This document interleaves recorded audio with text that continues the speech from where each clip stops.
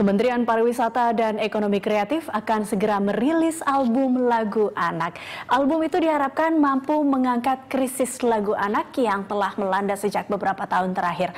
Lalu, seperti apakah album lagu anak itu? Untuk membahasnya telah hadir di studio kami mantan penyanyi cilik yaitu Tina Tun, pengamat musik Benz Leo, dan juga Kasubit Industri Musik Kemenparekraf Bapak Julianus Limbeng. Selamat datang semuanya. Terima kasih telah hadir di Jurnal Siang.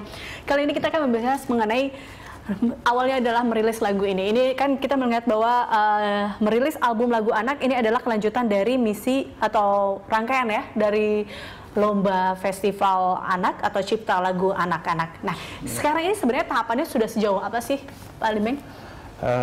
Sebetulnya kita untuk tahun 2014 merupakan lanjutan dari 2013. Tahun kemarin kita di akhir 2013 itu sudah melaksanakan juga yang namanya PESLA, Lomba Cipta Lagu Anak-anak dan Festival Lagu Anak-anak. Tahun 2013 kita sudah mendapatkan 10 lagu.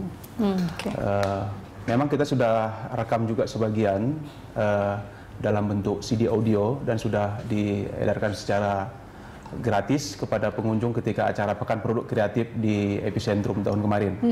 Untuk 2014 ini kita ada menambah satu mata acara lagi, yaitu Lomba Cipta Lagu Anak-anak, juga Lomba Menyanyi Solo. Dengan mensosialisasikan 10 lagu yang kita sudah dapatkan di tahun 2013. Kemudian anak-anak itu di seluruh Indonesia itu kita ikut lombakan untuk menyanyikan lagu yang sudah terpilih 10 kemarin. Nanti kita akan pilih 3 terbaik dari 15 nominasi yang sudah dipilih oleh tim juri, termasuk Pak Benz Leo itu salah satu jurinya. Nanti akan kita tampilkan di acara Hari Anak Nasional yang rencana sebulan sebetulnya tanggal 23 Juli ini di Sasono Langun Budaya Taman Mini, tetapi karena sesuatu hal akan terjadi pengunduran, rencana di tanggal 6 Agustus di tempat yang sama. Tahapan yang sudah kita lakukan sampai hari ini adalah tanggal 10 sampai tanggal 12 Juli yang lalu kita sudah melakukan penjurian. Kita juga cukup berbangga karena minatnya anak-anak kita ini sangat luar biasa ya. Dari 34 provinsi yang ada kita sekarang, 26 provinsi terlibat dalam kegiatan kita ini. Dibanding tahun 2013 kemarin hanya sekitar 13 provinsi saja yang ikut. Jadi ada pertambahan sekitar 100% yang ikut untuk mengikuti lomba ini. Dengan lagu anak-anak yang kita masuk ke kita itu kemarin itu lebih dari 300 lagu ya, itu kita seleksi menjadi 10 lagu yang nanti akan kita rekam. Jadi ada 20 lagu sudah stok kita di Kementerian Parekraf, dan ini nanti akan kita rekam, dan sekarang lagi proses aransemen oleh Pak Purwacaraka. Berarti nanti ini satu album akan ada 10 lagu.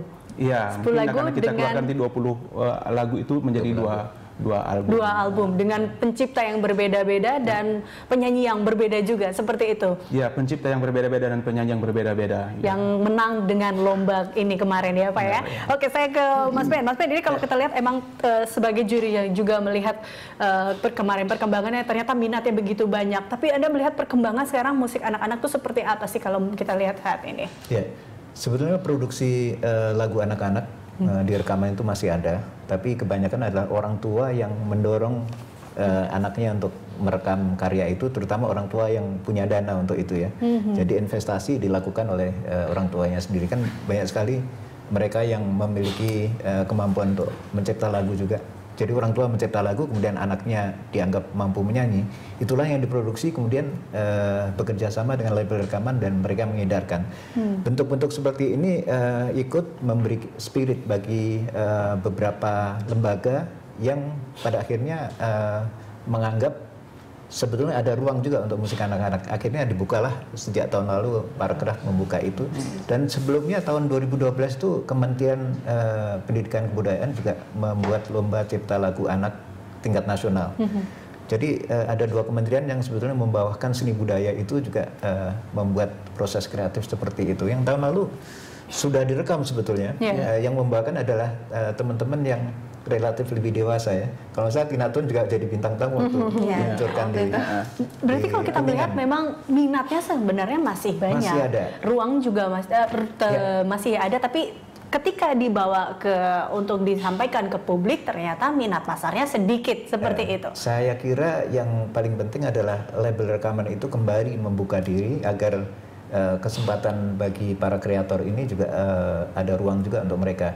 Sebab beberapa tahun yang lalu, sewaktu Tasya itu masih usia 12 tahunan, mereka bersama Dian HP merilis album anak-anak, merekam ulang karya-karya dari Pak Ati Mahmud, dan itu sukses di pasar. Bahkan Sony itu membuka label namanya Sony Wonder khusus untuk musik anak-anak. Dan itu fenomenal sekali karena dengan orkestrasi menyusul apa yang dilakukan oleh Elva Sosira pada saat sama siapa? Sherina itu sukses. Jadi musik anak-anak itu sebetulnya kalau garapannya itu aransemennya bagus, kemudian sesuai dengan karakter anak-anak sekarang yang mereka kan sudah nonton MTV katakanlah atau TV-TV luar, pada saat itu harusnya aransemen juga digarap seperti itu sehingga bisa diterima oleh. Jadi bisa bersaing juga dengan lagu-lagu orang dewasa mungkin ya seperti itu. Jangan sampai mereka membuat lagu orang dewasa. Saya mau ke Tina dulu sebelum kita break. Tina, ini kan kalau misalnya Tina juga ada di masa waktu Tina masih kecil, yaitu masih terkenal dengan lagu Bolo-Bolonya yang hadir pertama kali. Dan Tina sekarang melihat dengan perkembangan musik anak-anak yang saat ini sebenarnya seperti apa kalau dari Tina melihatnya? Kalau musik anak-anak memang sepertinya memang jauh banget ya. Waktu 98 tuh wah, anak-anak semua gitu, sampai benar-benar TV tuh pagi, siang, sore tuh ada acara anak-anak gitu. Sekarang satu pun nggak ada gitu kan. Ya ada, waktu itu juga sempat Tina kan jadi coach gitu ya untuk acara ajang anak-anak begitu segala macam. Cuman memang materinya adalah memang yang kira-kira yang tidak sesuai untuk anak-anak gitu kadang-kadang gitu. Jadi ya memprihatinkan sekarang ini gitu. Jadi anak-anak kalau nggak nyanyi lagu orang dewasa, nyanyi lagu anak kecil, tapi lagu Disney, lagu luar gitu. Jadi kayak kemarin juga ada lomba lagu anak gitu kan, Tina ngejurin juga gitu sebagai mantan penyanyi cilik, yang mereka nyanyiin 2 lagu, 1 lagu barat, lagu dari luar, satunya bebas. Nah bebasnya itu lagu orang dewasa gitu. Nah, itu dia kan, jadi banyak program gitu. Kalau kita dulu mungkin televisi memberikan seperti mungkin mau berangkat sekolah ada acara buat anak-anak, pulang sekolah juga ada musik buat anak-anak, dan mungkin itu yang akhirnya ruang kali yang mungkin dibutuhkan bagi anak-anak atau pencipta lagu anak-anak. Kita akan membahas ini di segmen berikutnya, pemirsa, tetaplah bersama kami.